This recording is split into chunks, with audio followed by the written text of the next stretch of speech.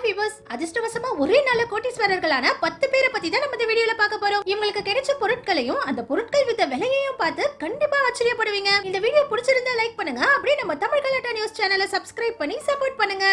நம்ம முதல்ல பார்க்க போறது லக்கி பெயிண்டிங். அமெரிக்கால இருக்கிற கார்ல் ரேஸ்ங்கிற இவருக்கு பெயிண்டிங்னா ரொம்ப பிடிக்குமா. கம்மியான விலைக்கு எந்த பெயிண்டிங் வித்தாலும் அந்த பெயிண்டிங்கை வாங்கிட்டு வராம். அந்த மாதிரி தான் இவரும் இவருடைய வைஃபும் சேர்ந்து கம்மியான விலைக்கு இந்த ஃப்ளவர் பெயிண்டிங்கை வாங்கியிருக்காரு. கொஞ்ச நாள் கழிச்சு தான் இந்த பெயிண்டிங் 1819ல மார்டின் ஜான்சன் ஹெட்டிங்கிற ஒரு மிகப்பெரிய ஓவியரால வரையப்பட்ட பெயிண்டிங்னு தெரிஞ்சிருக்கு. அதுக்கப்புறம் இந்த பெயிண்டிங்கை ஏலத்துல விற்கும் போது இந்த பெயிண்டிங் $12 லட்சம் இந்திய மதிப்புக்கு 10 கோடி ரூபாய்க்கு வித்திருக்கு. அடுத்தது கோல்டன் நகட்ஸ். ஆஸ்திரேலியாவை சேர்ந்த கெவின் ஹில்லருங்கிற இவரு வெண்டிகோங்கிற தங்க சுரங்கத்துல சும்மா ஒரு நாள் மெட்டல் டிடெக்டரை வச்சு தேடிட்டு இருக்கும்போது யாருமே எதிர்பார்க்காத வகையில இந்த மிகப்பெரிய தங்க நகட்ஸ் கிடைச்சிருக்கு. இப்போ இத ஹேண்ட் ஆஃப் ஃபெய்த் நகட்ஸ்னு சொல்றாங்க. இதோட வெயிட் 27 கிலோ. இத ஏலத்துல விக்கும்போது $1 மில்லியன் இந்திய மதிப்புக்கு 8 கோடியே 38 லட்சம் ரூபாய்க்கு வித்திருக்கு. அடுத்தது லக்கி டைவிங். 1857ல SS சென்ட்ரல் அமெரிக்காங்கிற கப்பல் 13,000 கிலோ தங்க கட்டிகளை ஏத்திட்டு வந்து தண்ணிக்குள்ள முழுகிடுச்சு. அதுக்கப்புறம் 131 வருஷமா இந்த கப்பலை யாராலையும் கண்டுபிடிக்க முடியாம இருந்துச்சு. ஆனா செப்டம்பர் மாசம் 1988ல டோனி தாம்சன்ங்கிற இவரு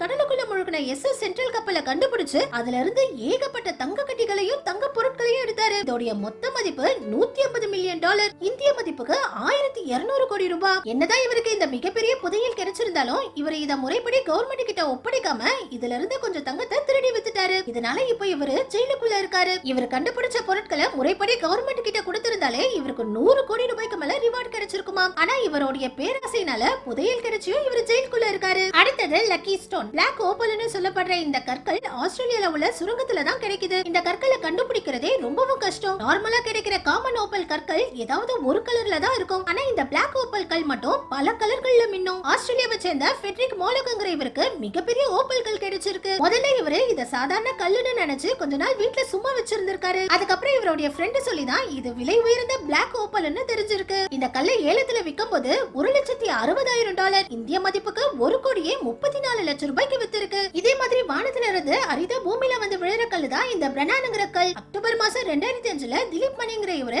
நார்மலா ட்ரக்கிங் போயிருக்கும் போது இவருக்கு இந்த பெரிய பிரனானுங்கிற கல் கிடைச்சிருக்கு. இந்த கல்லுடைய வெயிட் 649 கிலோ. இதுல சின்ன கற்களே பல லட்சங்களுக்கு விக்குது. இந்த கல் ரொம்பவும் பெருசா இருந்ததுனால இத ஏலத்துல விற்கும் போது $1.1 மில்லியன், இந்திய மதிப்புக்கு 9 கோடியே 22 லட்சம் ரூபாய்க்கு வித்திருக்கு. அடுத்தது லக்கி டிடெக்டர். 2009ல ஒரு நாள் இங்கிலாந்துல இருக்கிற டெரி பார்பர்ங்கிற இவரு ஒரு மெட்டல் டிடெக்டரை வாங்கி ஏதாவது இரும்பு பொருட்கள் கிடைக்குதான்னு தேடி பார்க்கும்போது முதல்ல இவருக்கு இந்த சின்ன தங்க பொருள் கிடைச்சிருக்கு. இத பார்த்துட்டு முதல்ல இவர் இத தங்கம்னே நினைக்கலையாம். அதுக்கப்புறம் இந்த இடத்துல தொடர்ந்து தேடும் போது இவருக்கு பழங்கால காசுகள் எல்லாம் கிடைச்சிருக்கு. உடனே இந்த விஷயத்தை இவருடைய இந்த 2 ஃப்ரெண்டுங்க கிட்டயும் சொல்லி இன்னும் 2 மெட்டல் டிடெக்டரை வாங்கிட்டு வந்து இந்த இடம் மொத்தத்தையும் தேடி பார்த்தா இங்க இருந்து 150க்கும் அதிகமான தங்க பொருட்கள் கிடைச்சிருக்கு. அதுலயும் இதுங்க எல்லாமே ஆரம்ப காலத்துல வாழ்ந்த ராஜாக்கள் பயன்படுத்திய தங்க பொருட்களாம். இதனால ஒரே நாள்ல இவர் மிகப்பெரிய கோடீஸ்வரரா மாறிட்டாரு. அடுத்தது லக்கி ஹெல்மெட். 1937ல பேசில் பிரவுன்ங்கிற இவரு வீடு கட்டலாம்னு ஒரு இடத்தை தோண்டும் போது அங்க மண்ணுக்கடியில பழமையான ஒரு கப்பல் இருந்திருக்கு. அதுக்கப்புறம் ஆர்கியோலஜிக்கல் டிபார்ட்மெண்ட்டை வச்சு இந்த இடத்தை முழுமையா ஆய்வு பண்ணும்போது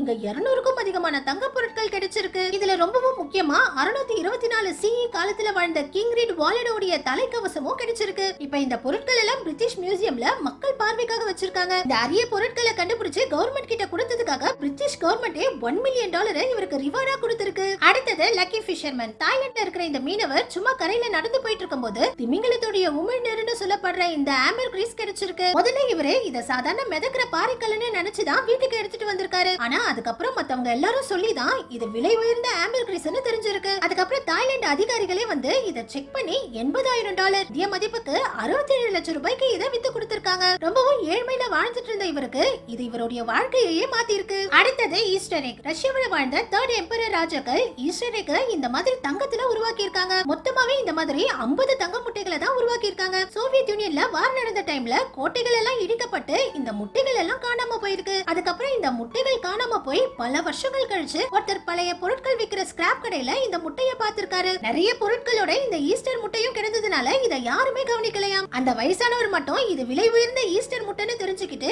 இத கம்மியான விலைக்கு வாங்கிட்டு வந்து இத ஒரிஜினலான செக் பண்ணி பார்த்துட்டு ஏலத்துல வித்திருக்காரு. ஏலத்துல விற்கும் போது யாருமே எதிர்பார்க்காத விதத்துல இந்த ஒரு சின்ன ஈஸ்டர் எக் $30 மில்லியன் $250,000 இந்திய மதிப்புக்கு 250 கோடி ரூபாய்க்கு மேல வித்திருக்கு. அடுத்தது லக்கி போர்டு. இப்ப உலகம் முழுக்க ஆப்பிள் மேக் கம்ப்யூட்டர் ஃபேமஸா இருந்தாலும் இந்த சின்ன போர்டுல இருந்து தான் முதல்ல ஆப்பிள் கம்ப்யூட்டர் உருவாகி இருக்கு. ஆப்பிள் நிறுவனத்துடைய கோ-ஃபவுண்டரான ஸ்டீவ் வால்ஸ்னேக்ங்கிற இவரு 1976ல முதல்ல ஆப்பிள் கம்ப்யூட்டரை இந்த போர்டுல இருந்து தான் உருவாக்கி இருக்காரு. 1990ல ஸ்டீவ் ஜாப்ஸ் இந்த போர்டை அவருடைய ஃப்ரெண்டுக்கு கிஃப்டா கொடுத்திருக்காரு. அதுக்கப்புறம் இந்த போர்டு எங்க போச்சுன்னே தெரியலையா. கொஞ்சம் வருஷங்கள் கழிச்சு கலிபோர்னியாவுல இருக்கிற ஒரு வீட்டுடைய கரேஜ்ல இந்த போர்டு ஒருத்தருக்கு கிடைச்சிருக்கு. இத ஏலத்துல விக்கும்போது $6,77,000 இந்திய மதிப்புக்கு 5,67,00,000 ரூபாய்க்கு இந்த ஒரு உடைஞ்ச போர்டு வித்திருக்கு. அடுத்தது லக்கி புக். இந்த ஆக்ஷன் காமிக் புக் 1938ல இருந்து 1940 வரைக்கும் வெளியிட்டாங்க. அந்த 2 வருஷத்துல மொத்தமாவே இதுல வெறும் 100 புக்க தான் வித்திருக்காங்க. இதனால இப்ப இந்த காமிக் புக் எல்லாம் விலை உயர்ந்த பொருட்களா பார்க்கப்படுது. இப்ப இந்த ஒவ்வொரு புக்கும் பல கோடிகளுக்கு வித்துக்கிட்டு இருக்குது. டேவிட்ங்கிற இவரு 2018ல கலிபோர்னியால இருந்த ஒரு பழைய வீட்டை வாங்கி இருக்காரு. பழைய வீட்டை வாங்கி அதை ரெனோவேட் பண்ணும்போது